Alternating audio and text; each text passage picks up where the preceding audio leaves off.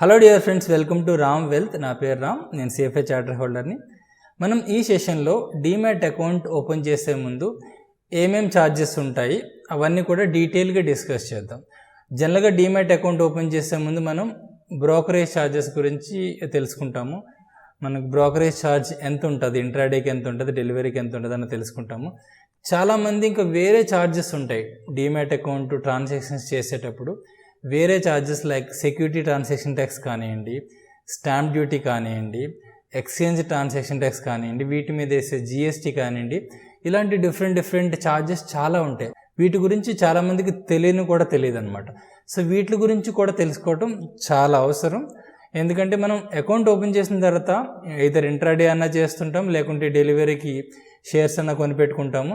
వీటి రెండింటికి కూడా ఛార్జెస్ పడతాయి ఇవన్నీ కూడా. సో వీటి గురించి డీటెయిల్గా తెలుసుకోవటం చాలా అవసరం. సో ఈ సెషన్ ముఖ్య ఉద్దేశం అదే.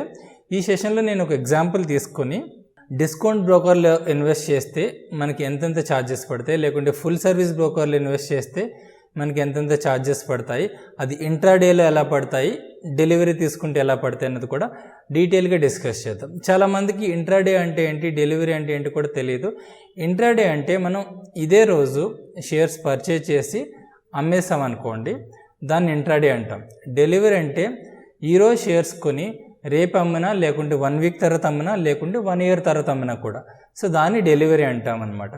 ఎండ్ ఆఫ్ ది సెషన్లో మనం డీమ్యాట్ అకౌంట్ ఓపెన్ చేసే ముందు ఏమేమి ముఖ్యమైన ఛార్జెస్ గురించి మనం పరిగణలోకి తీసుకోవాలన్నది కూడా నేను డిస్కస్ చేస్తాను. So end of the session వరకు మీరు ఈ సెషన్ని చూడండి. మనం ఇప్పుడు ప్రజెంటేషన్లోకి వెళ్ళి ఎగ్జాంపుల్ తీసుకొని ఈ ఛార్జెస్ గురించి డీటెయిల్గా డిస్కస్ చేద్దాం. ఇప్పుడు ఎగ్జాంపుల్తో పాటు డిఫరెంట్ ఛార్జెస్ మనం డీమ్యాట్ అకౌంట్తో ట్రాన్సాక్షన్స్ చేస్తే ఏమేమి ఉంటాయి అన్నది డిస్కస్ చేద్దాము. ఈ ఎగ్జాంపుల్లో ఒక 100 షేర్లు 250 రూపీస్ పర్ షేర్తో మనం కొన్నాం అనుకుందాము. అది 25,000 అవుతుంది. అదే రోజున మనం 260కి అమ్మేసాం అనుకోండి, 26,000 అవుతుంది. అంటే 1,000 ప్రాఫిట్ వచ్చినట్టు అవుతుంది. 25,000 ప్లస్ 26,000 51,000 అవుతుంది కదా, దాన్ని టోటల్ టర్న్ ఓవర్ అంటాము. నేను ఈ first transaction discount broker point of వ్యూలో డిస్కస్ చేస్తున్నాను. మనం డిస్కౌంట్ బ్రోకర్ డీమ్యాట్ అకౌంట్తో ట్రాన్సాక్షన్ చేస్తే ఛార్జెస్ ఎలా ఉంటాయి అన్నది డిస్కస్ చేస్తున్నా. సో ఇప్పుడు బ్రోకరేజ్ ఎంత ఉంటుంది, 0.01 కానీ 20 రూపీస్ కానీ, విచ్ ఎవర్ ఈజ్ లెస్, ఏది తక్కువైతే అదనమాట. ఇప్పుడు 51,000 మీద 0.01తో క్యాలిక్యులేట్ చేస్తే 5.1 రూపీస్ వస్తుందన్నమాట. సో ఇది 20 రూపాయల కంటే తక్కువ కాబట్టి బ్రోకరేజ్ ఇది తీసుకుంటాం. సో నెక్స్ట్ ఛార్జ్ వచ్చేసి ఎక్స్చేంజ్ ట్రాన్సాక్షన్ ఛార్జ్. ఎన్ఎస్సి వచ్చేసి 0.0035% ఉంది, బిఎస్సి వచ్చేసి 0.003% ఉంది. ఈ national stock exchange, Bombay stock exchange మనం ఏదైనా సెలెక్ట్ చేసుకోవచ్చు ట్రాన్సాక్షన్ చేసే ముందు. సో మనం సెలెక్ట్ చేసుకునే దాన్ని బట్టి దీని పర్సంటేజ్తో మనకి దీనికి కూడా ఛార్జ్ పడుతుంది అనమాట. నేను ఇక్కడ ఎన్ఎస్సి తీసుకున్నాను. సో ఛార్జ్ వచ్చేసి 1.8 రూపీస్ అవుతుంది. 51,000 మీద క్యాలిక్యులేట్ అవుతుంది ఇది కూడా. ఇంకా జిఎస్టీ వచ్చేసి brokerage charge plus exchange transaction charge. అంటే ఇక్కడ 5 రూపీస్ 1.8 రూపీస్ ఉంది కదా, ఈ రెండింటిని కలిపి దాని మీద 18% అంటే 1.2 రూపీస్ వస్తుంది అనమాట. నెక్స్ట్ వచ్చేసి సెక్యూరిటీ ట్రాన్సాక్షన్ ట్యాక్స్, ఎస్టీటీ అంటాము. ఇది సెల్ ట్రాన్సాక్షన్ మీద పడుతుంది. రేట్ వచ్చేసి 0.025% ఉంది. సో 26,000 మీద ఈ పర్సంటేజ్తో క్యాలిక్యులేట్ చేస్తే 6.5. ఇంకా నెక్స్ట్ వచ్చేసి SEBI turn over fee. SEBI మీకు తెలిసినట్టుగానే మార్కెట్ రెగ్యులేటర్. సెబీ కూడా కొంత ఛార్జ్ లెవీ చేస్తుంటుంది ఈ ట్రాన్సాక్షన్స్ మీద. ఇది కూడా టర్న్ ఓవర్ మీద లెవీ చేస్తుంటుంది. ఈ రేట్ వచ్చేసి 0.0001%. మనం క్యాలిక్యులేట్ చేసినట్టయితే 0.05 వస్తుంది. రౌండింగ్ ఆఫ్ చేస్తే 0.1 వస్తుంది. ఇంకొచ్చేసి స్టాంప్ డ్యూటీ. ఇది వచ్చేసి స్టేట్ లెవీ చేసే ట్యాక్స్ అనమాట. మన డీమ్యాట్ అకౌంట్ ఉన్న స్టేట్ బేస్ చేసుకుని మనకి ట్యాక్స్ పడుతుంది. నేను ఇక్కడ తెలంగాణకి ఆంధ్రాకి కూడా ఇచ్చాను. తెలంగాణకు వచ్చేసి 0.01% ఉంది, లేకుంటే మ్యాక్సిమం 100 రూపీస్ పర్ డే. ఆంధ్రాకి వచ్చేసి 0.005% ఉంది, లేకుంటే 50 రూపీస్ పర్ డే మ్యాక్సిమం అనమాట. సో ఇక్కడ ఈ ట్రాన్సాక్షన్కి తెలంగాణ ప్రకారం ట్యాక్స్ క్యాలిక్యులేట్ చేసినట్టయితే 5.1 రూపీస్ వచ్చిందనమాట. ఈ ఛార్జెస్ అన్ని మనం కలుపుకుంటే 19.8 రూపాయలు వచ్చింది. దగ్గరికి 20 రూపాయలు వచ్చిందనమాట. ఈ ఇంట్రాడే ట్రాన్సాక్షన్కి మనం దగ్గరికి 20 రూపాయలు ఛార్జెస్ పే చేయాల్సిన ఉంటుంది అనమాట డిస్కౌంట్ బ్రోకర్ ద్వారా ట్రాన్సాక్షన్ చేస్తే. ఫుల్ సర్వీస్ బ్రోకర్తో ట్రాన్సాక్షన్ చేస్తే ఇదే ఎగ్జాంపుల్లో మనకి ఎంత ఛార్జ్ పడే అవకాశం ఉందో చూద్దాం. బ్రోకరేజ్ దగ్గర నుంచి చూసినట్టయితే నేను బ్రోకరేజ్ వచ్చేసి 0.25 తీసుకున్నాను. ఫుల్ సర్వీస్ బ్రోకర్స్ వచ్చేసి 0.05 నుంచి 0.6% వరకు కూడా ఈ ఛార్జెస్ ఉంటూ ఉంటాయి. బ్రోకర్ టు బ్రోకర్ కొంచెం మారుతూ ఉంటాయి. నేను ఎగ్జాంపుల్కి 0.25% తీసుకున్నాను బ్రోకరేజ్. 51,000 మీద టోటల్ టర్న్ ఓవర్ మీద 0.25%తో క్యాలిక్యులేట్ చేస్తే 127 రూపాయలు అవుతుంది. ఎక్స్చేంజ్ ట్రాన్సాక్షన్ ఛార్జ్ ఏమి మారదు, కానీ జిఎస్టీ మారుతుంది. ఎందుకంటే జిఎస్టీ దేని మీద క్యాలిక్యులేట్ చేస్తామంటే brokerage plus exchange transaction charge ఈ రెండింటిని కలిపిన దాని మీద 18% క్యాలిక్యులేట్ చేస్తాం. సో మనం వెనక్కి వెళ్ళి చూసినట్టయితే ఇక్కడ మనకి జిఎస్టీ డిస్కౌంట్ బ్రోకర్ కేసులో ఒక 1 రూపీ మాత్రమే వచ్చింది. ఇక్కడ వచ్చేసి 23 రూపాయలు వచ్చింది అనమాట. సో ఫుల్ సర్వీస్ బ్రోకర్ కేసులో మనకి బ్రోకరేజ్తో పాటు జిఎస్టీ కూడా ఎక్కువగానే వస్తుంది. ఇంకా మిగతా సెక్యూరిటీ ట్రాన్సాక్షన్ ట్యాక్స్ సేమే ఉంటుంది, సెబీ టర్న్ ఓవర్ ఫీ కూడా సేమే ఉంటుంది, స్టాంప్ డ్యూటీ కూడా సేమే ఉంటుంది. ఇక్కడ టోటల్ మనకి ట్రాన్సాక్షన్ ఛార్జ్ వచ్చేసి 124 రూపాయలు అయింది. సో మనం ఇక్కడ కంపేరిటివ్గా కూడా డిస్కస్ చేయొచ్చు. ఈ ఎగ్జాంపుల్లో డిస్కౌంట్ బ్రోకర్తో మనం ట్రాన్సాక్షన్ చేస్తే మనకు వచ్చిన ప్రాఫిట్ 1000 ఉంది. టోటల్ ఛార్జ్ 20 రూపీస్ వేస్తే 980 రూపీస్ ప్రాఫిట్ అవుతుంది.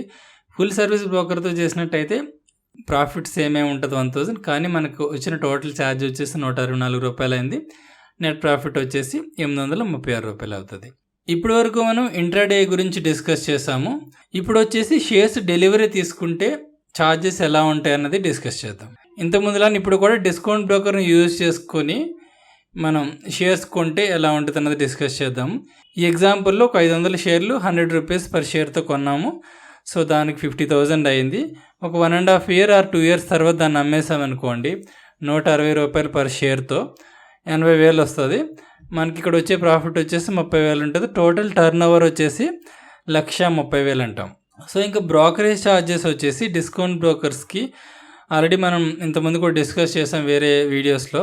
డిస్కౌంట్ బ్రోకర్స్ ఎలాంటి ఛార్జ్ చేయరు డెలివరీకి, అంటే ఇన్వెస్ట్ చేసుకుని ఉంచుకునే వాటికి ఎలాంటి ఛార్జ్ పే చేయని అవసరం లేదు. సో 0 బ్రోకరేజ్ ఉంటుంది ఇక్కడ. ఇంకా ఎక్స్చేంజ్ ట్రాన్సాక్షన్ ఛార్జ్ వచ్చేసి మనకి ఇంట్రాడేకి డెలివరీకి కూడా సేమ్ పర్సంటేజే ఉంది. సో ఇది వచ్చేసి 4.6 రూపీస్ అవుతుంది.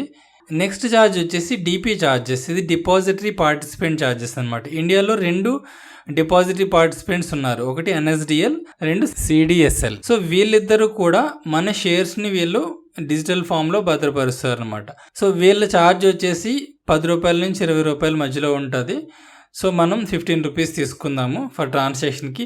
ఈ ఛార్జ్ వచ్చేసి పర్ స్క్రిప్ట్కి ఉంటుంది అనమాట. అంటే ఒక షేర్ కొన్నా 100 షేర్లు కొన్నా ఒక కంపెనీకి సంబంధించి సేమ్ ఛార్జ్ ఉంటుంది. ఇంకా నెక్స్ట్ జిఎస్టీ వచ్చేసి బ్రోకరేజ్ మీద, ఎక్స్చేంజ్ ట్రాన్సాక్షన్ ఛార్జ్ మీద, అలానే డిపి ఛార్జెస్ మీద, ఈ మూడిట్లు కలిపి దాని మీద జిఎస్టీ పడుతుంది 18%. అది వచ్చేసి 3.5 అయింది. ఇంకా సెక్యూరిటీ ట్రాన్సాక్షన్ ఛార్జ్ వచ్చేసి ఇది ఇంట్రాడేకి తక్కువ ఉంటుంది, డెలివరీకి మాత్రం ఎక్కువగా ఉంటుంది. ఇది బోత్ బై అండ్ సెల్ మీద లెవీ చేస్తారనమాట. ఈ పర్సంటేజ్ వచ్చేసి 0.1% ఉంది. ఇది మనం క్యాలిక్యులేట్ చేసినట్టయితే 130 రూపాయలు వస్తుంది. ఇంకా నెక్స్ట్ ఛార్జ్ వచ్చేసి సెబీ టర్న్ ఓవర్ ఫీ సేమే ఉంటుంది ఇంట్రాడేలానే 0.0001, అది వచ్చేసి 0.1 వస్తుంది.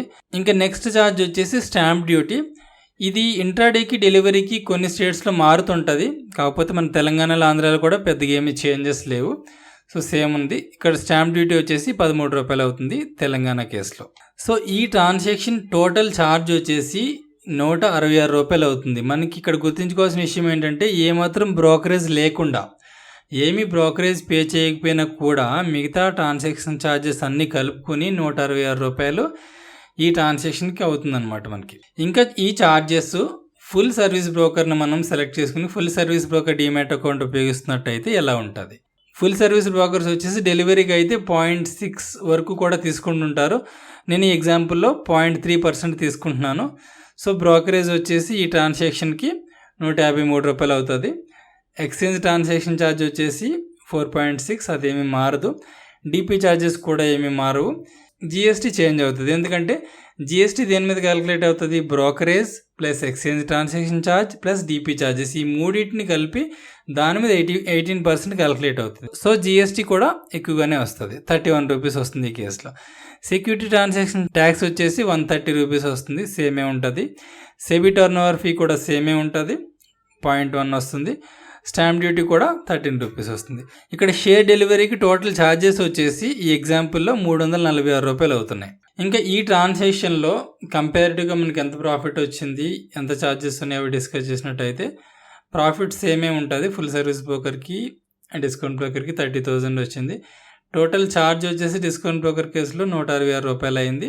ఇంకా మనకు వచ్చిన ప్రాఫిట్ వచ్చేసి 29,834 రూపాయలు వస్తుంది. ఫుల్ సర్వీస్ బ్రోకర్కి టోటల్ ఛార్జ్ వచ్చేసి 347 రూపాయలు వస్తే నెట్ ప్రాఫిట్ వచ్చేసి 29,650 రూపాయల వరకు వస్తుంది.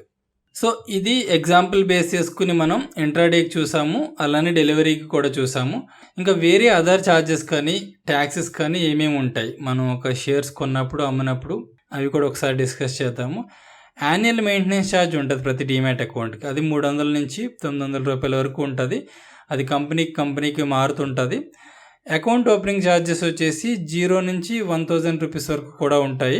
ఇంకొచ్చేసి call and trade charges. Discount brokers జనరల్గా వాళ్ళ కస్టమర్ కేర్ కాల్ చేసి మనం ట్రేడ్ చేసామనుకోండి 20 రూపీస్ పర్ ట్రాన్సాక్షన్కి ఛార్జ్ చేస్తుంటారు. సో ఇది కూడా మీరు గుర్తుంచుకోండి. అలానే ఇంకా ట్యాక్సెస్ పాయింట్ ఆఫ్ వ్యూలో వచ్చేసి మనకి ఎలాంటి ట్యాక్సెస్ వస్తాయి, మనకి ట్రేడింగ్ చేసినప్పుడు కానీ ఇన్వెస్ట్మెంట్స్ చేసినప్పుడు కానీ ప్రాఫిట్స్ వచ్చినాయి అనుకోండి, మనం ఎలాంటి ట్యాక్సెస్ పే చేయని అవసరం ఉంటుంది. ఇంట్రాడేలో మనకు ప్రాఫిట్స్ వచ్చాయి అనుకోండి, దాన్ని స్పెక్యులేటివ్ ఇన్కమ్ అంటాం. స్పెక్యులేటివ్ ఇన్కమ్ అంటే అది మన ఇన్కమ్లో యాడ్ అవుతుంది, మన ట్యాక్స్ స్లాబ్ ప్రకారం ట్యాక్స్ పే చేయవసరం ఉంటుంది అనమాట. ఇంకొచ్చేసి short term capital gain tax, ఇది 15% ఉంటుంది. మనం 1 ఇయర్ లోపు ఏదైనా ఇన్వెస్ట్మెంట్ చేసి అంటే డెలివరీ తీసుకొని 1 ఇయర్ లోపు అమ్మేసాం, మనకు ప్రాఫిట్ వచ్చింది, దాని మీద 15% ట్యాక్స్ పే చేయాలి. ఇంకా long term capital gain tax వచ్చేసి 1 ఇయర్ దాటిన తర్వాత మనం అమ్మేమనుకోండి, ప్రాఫిట్ వచ్చింది, ఆ కేసులో వచ్చిన ప్రాఫిట్ మీద 10% long term capital gain tax pay చేయాలి. సో ఇవంటి టోటల్ ఛార్జెస్ వచ్చేసి ఇంట్రాడేలో మనం డిఫరెంట్ ఛార్జెస్ గురించి డిస్కస్ చేసాము, డెలివరీలో కూడా ఎడిషనల్ ఛార్జెస్ కొన్ని డిస్కస్ చేసాము, అలానే అదర్ ఛార్జెస్, ట్యాక్సెస్. సో హోలిస్టిక్గా టోటల్ నేను అన్నీ కవర్ చేశాను. సో మీకు మంచి ఫెయిర్ ఐడియా వచ్చింది అనుకుంటాను టోటల్ ఛార్జెస్ ఏమేమి ఉంటాయి. సో ఇప్పుడు ఇంకా ఒక స్టాక్ బ్రోకర్ని సెలెక్ట్ చేసుకునే ముందు, అంటే ఒక డీమ్యాట్ అకౌంట్ ఓపెన్ చేసే ముందు ముఖ్యంగా మనం ఏ పాయింట్స్ గురించి మ్యాక్సిమం ఫోకస్ చేసి మనం సెలెక్ట్ చేసుకోవాలి. ఆల్రెడీ మనం ఈ ట్రాన్సాక్షన్స్లో చూస్తే మేజర్ ఐటమ్ ఆల్వేస్ బ్రోకరేజే ఉంటుంది. సో బ్రోకరేజ్ అన్నది చాలా important point demat account open చేసేటప్పుడు. ఇంకా సెకండ్ మోస్ట్ ఇంపార్టెంట్ పాయింట్ వచ్చేసి యాన్యువల్ మెయింటెనెన్స్ ఛార్జ్, ఎందుకంటే ఇది ప్రతి ఇయర్ మనం మన డీమ్యాట్ అకౌంట్కి పే చేస్తూ ఉండాలి. సో ఇది కూడా ఇంపార్టెంటే. ఇంకా థర్డ్ వచ్చేసి ఛార్జెస్ కాకుండా ఛార్జెస్తో పాటు మిగతా థర్డ్ ఇంపార్టెంట్ పాయింట్ వచ్చేసి టెక్నాలజీ, అంటే మనం యూజ్ చేసే ట్రేడింగ్ యాప్ కానీ ఇన్వెస్ట్మెంట్ యాప్ కానీ ఎలా ఉంది, వాడు టెక్నాలజీ ఎలా యూజ్ చేస్తున్నాడు, సో మనకి హ్యాండీగా ఉందా లేదన్నది మన డీమ్యాట్ అకౌంట్ ఓపెన్ చేసుకునే ముందు ఇవి కూడా మనం కన్సిడరేషన్లోకి తీసుకోవాల్సిన అవసరం ఉంది. సో ఈ సెషన్ నేను కంప్లీట్ చేశాను. మీకు ఇంకా డీమ్యాట్ అకౌంట్ లేనట్టయితే నేను డిస్కౌంట్ బ్రోకర్స్ని సజెస్ట్ చేస్తుంటాను డీమ్యాట్ అకౌంట్ ఓపెన్ చేసుకోవడానికి. నేను ఈ వీడియో డిస్క్రిప్షన్లో discount broker account opening links ఇచ్చాను, మీరు అవి యూజ్ చేసుకుని వితిన్ 10 minutesలో మీ అకౌంట్ ఓపెన్ చేసుకోవచ్చు. Account opening process video links కూడా నేను ఈ వీడియో డిస్క్రిప్షన్లో ఇచ్చాను, మీరు అవి కూడా యూజ్ చేసుకోవచ్చు. మీరు ఇంకా నా యూట్యూబ్ ఛానల్కి సబ్స్క్రైబ్ చేయనట్టయితే సబ్స్క్రైబ్ చేయండి. నేను ఎలాంటి ఫైనాన్షియల్ కాన్సెప్ట్స్ మీద రెగ్యులర్గా మాట్లాడుతుంటాను, మీకు ఇవి ఖచ్చితంగా యూజ్ అవుతాయి. Thank you so much.